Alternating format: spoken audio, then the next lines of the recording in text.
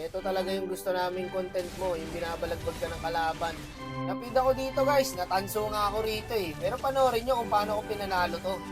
Napupunta lang ako guys sa maling sitwasyon. Tulad niyan, papatayin ko na sana yung MM kanina guys. Ang dami pala doon. Zero to na ako dyan guys. Pero may ambag ako boy. Ayan o, diba? O, papatayin na ng Ling yan. Kahit feed ka, may silbi ka. Eto, tingnan nyo ha. Patay ako dito guys, pero kinuha ko yung blue. Prometri pa yung alis. Ngayon, hindi na makakakonti sa turtle yan boy. O, amin turtle. Hindi pa na-retry yung Ling. Talaga naman, muntik pa. Nakuha pa ng Brody. Diba guys? Yan ang sinasabi ko. Okay lang na mapid dito. Hindi naman mahalaga dito yung kills tsaka deaths eh. Ang mahalaga dito boy, manalo. Nainis na dito yung Khalid guys eh. Kaya inikutan niya na ako dito boy oh. Kanina pa namin pinapatay ng Guinevere eh. Inuuna na ako ng Khalid guys. Tingnan nyo, paglabas ko dito boy, sa akin kagad siya pumunta. Ayan oh, inahabol niya ako oh. Putik na yan. Grabe naman yung Khalid. Palong-palong sa akin boy. Hindi yata kaya. Okay lang yan team. Bawi tayo boy. Tama guys, so Ling lang hindi napid. Kahit ako napid din ako eh. Pero maganda pinakita ko guys ha. Kahit napid ako dito ha. Buwat bangko eh no. Hindi, legit naman guys eh. Nakita nyo naman, recorded naman tayo eh. Nakita nyo naman yung ambag ko boy eh. Kaysa naman yung feeder ka lang talaga. Yung as in, wala kang ginawa kundi magpapid. Namamatay ka ng walang trade. So at least, ako boy, o ayan o, kita mo, patay na naman ako, pero patay din yung MM. Yun ang sinasabi kong trade boy. Naniniwala ba kayo guys?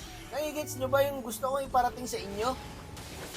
At tangan nyo naman, pag di nyo na-gets, 3-8 na pala ako boy oh.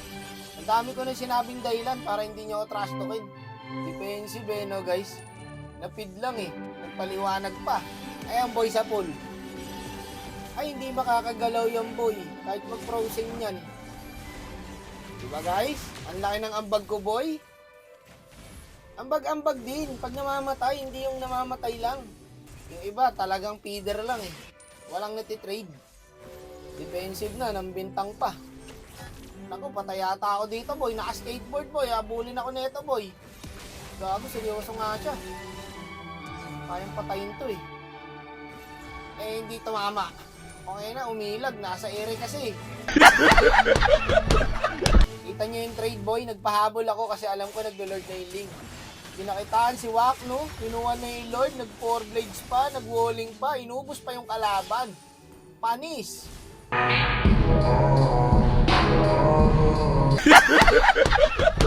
Ling man boy. Tapos dito guys, ginanaan siya. Nagpasikat. Ayun, patay ang gago. Oo, talagang nagpapasikat ka sa akin, bossing ha? Pasikat ka, boy. Sinabihan ba naman ng Lingman eh? Ba't kasi nauna ka sa Lord? Napahama ka tuloy. Dapat si Lord ang paunahin nyo para may gabay. Ay na boy, oh. Galit na sila, oh. Hindi ko rin alam kung ba't ako nag-region dito eh. Puno buhay ko. May aral dun. Alam nyo ba na pag nag-region ka tas puno buhay mo, ang tawag sa'yo, tanga. Naku boy, lumabas ka pa. Hanip ka, kaya ko yung sarili ko eh. Ba't di ka na tumulong boy? Contest na natin to boy. Kailangan ko lang tamaan yung alis dito. Pag tinamaan yung alis dito, sabay re-retry nung Ling. Pag nangyari yung boy, panalo na. Eh tinamaan, di naka-retry. Nakuha namin yung Lord, panalo na. Kaya na sinasabi ko boy, okay lang na mapid ka. At least, malaki yung ambag mo. Tamo guys, so standing ko 4-9. Pero hindi yun mahalaga.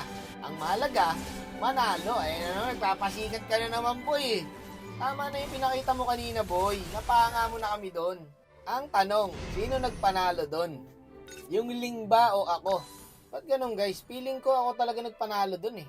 Di totoo yan. Paano masabi?